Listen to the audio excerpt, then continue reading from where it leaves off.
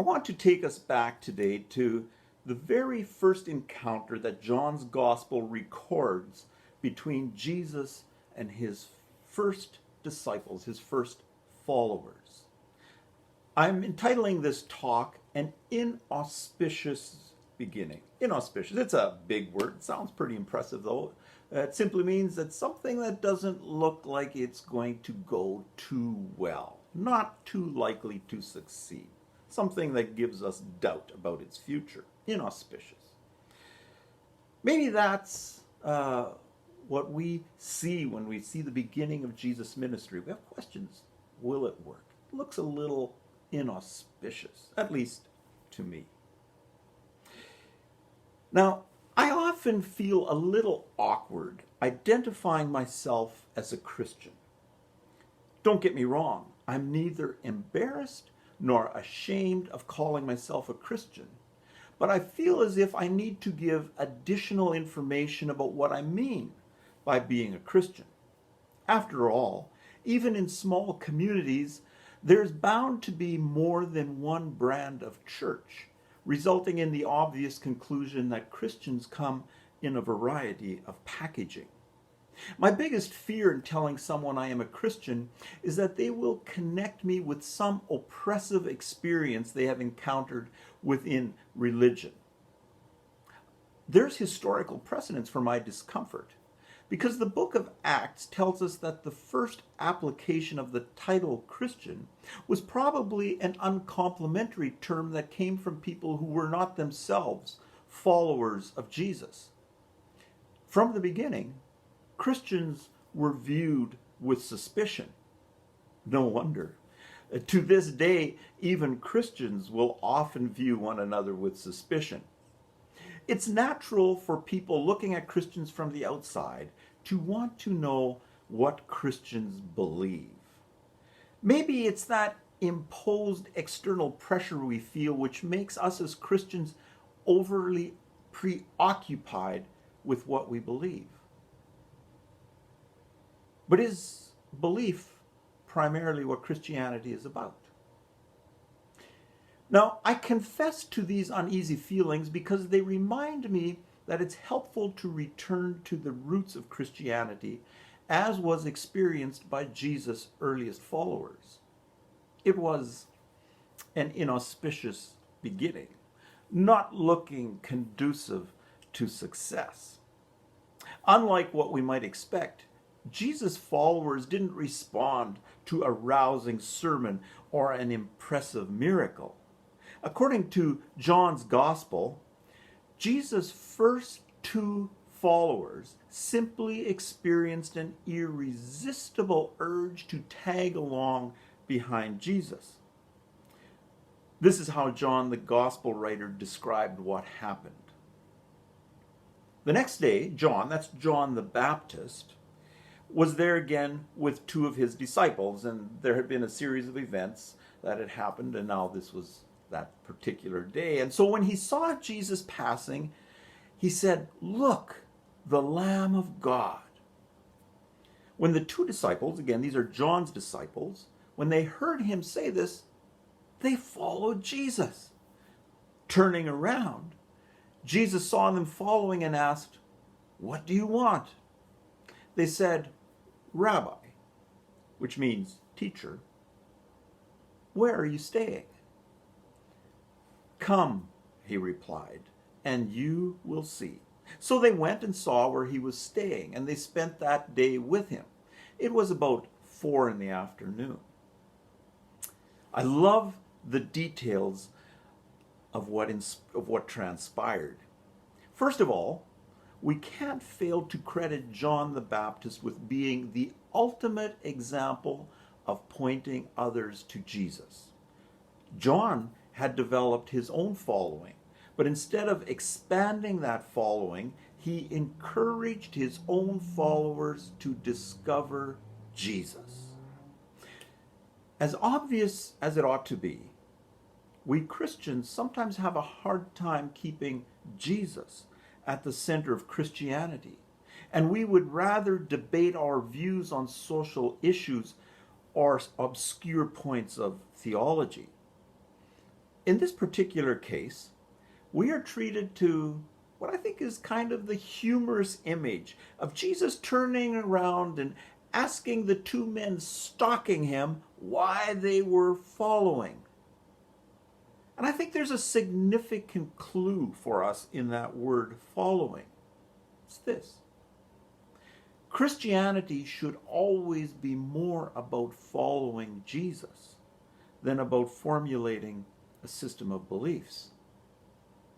Following implies an uncertainty of direction and a lack of knowledge about the route of one's journey.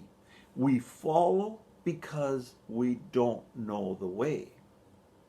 When we are convinced of our own sense of direction, we no longer want to follow. We see this in little children who learn the way to their favorite playground or the way to grandma's house, and they no longer want to follow their parents but run on ahead. This is one time when we should not be like little children. Being a follower of Jesus means maintaining a sense of uncertainty as to where the journey is taking us. If we lose that sense of uncertainty, we stop being followers. In response to Jesus' question as to why the two men were following him, they gave what feels like a disappointing response. Where are you staying? John the Baptist had convinced them that Jesus was the Lamb of God, and they blew their chance to ask a deep question of the universe. Where are you staying? Stephen Hawking, in his book, Brief Answers to Big Questions, confessed that he didn't believe in a personal God.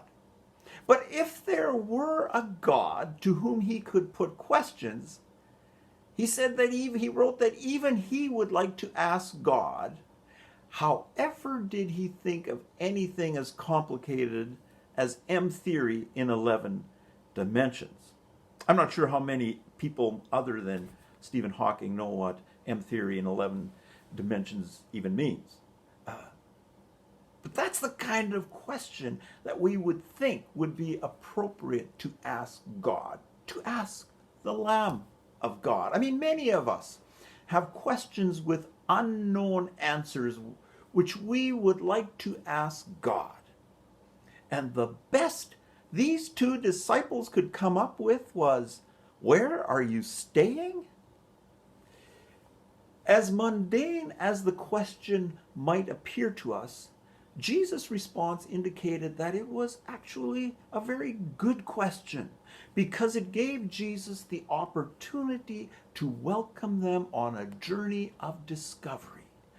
Come and you will see, Jesus told them.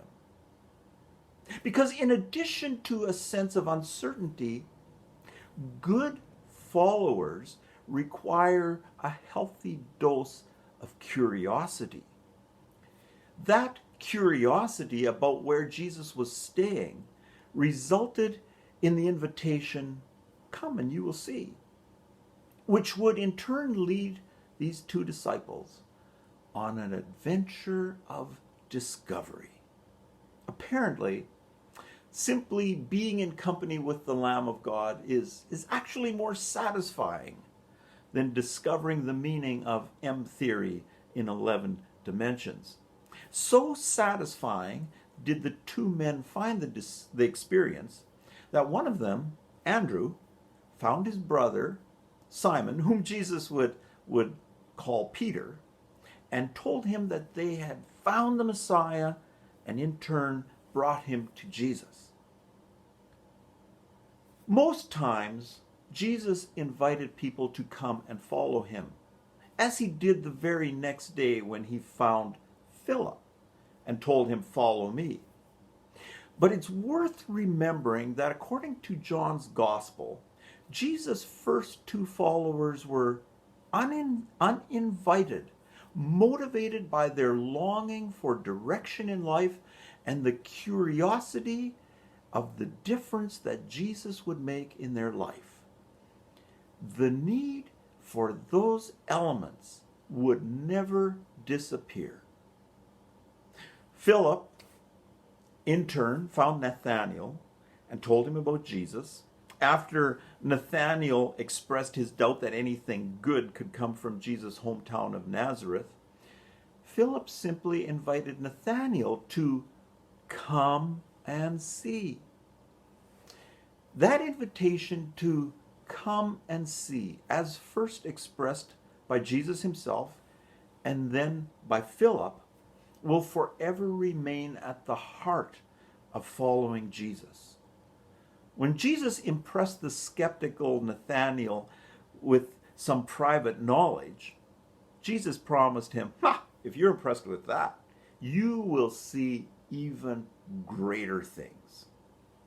That promise of seeing greater things fueled the fire of curiosity and discovery in these men that created a commitment to following Jesus. We all know that boredom is the great enemy in our relationship to God. Boredom results from concluding that we have discovered all there is to know. And that happens because the curiosity has died.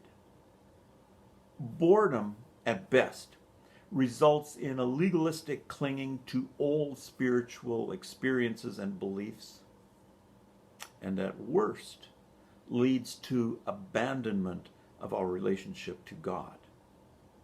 But when we continually have a sense that we need that one to lead us through the next adventure of life, and we allow our God-given curiosity to feed our sense of discovery, boredom will have difficulty rearing its ugly head. And then we will be able to affirm that not only are we Christians, we are following Jesus on a life-giving journey that fulfills our desire for discovery. Following Jesus might have an auspicious-looking beginning that does not appear conducive to success. But when it is a response to Jesus' invitation to come and see, it results in a life of satisfying discovery.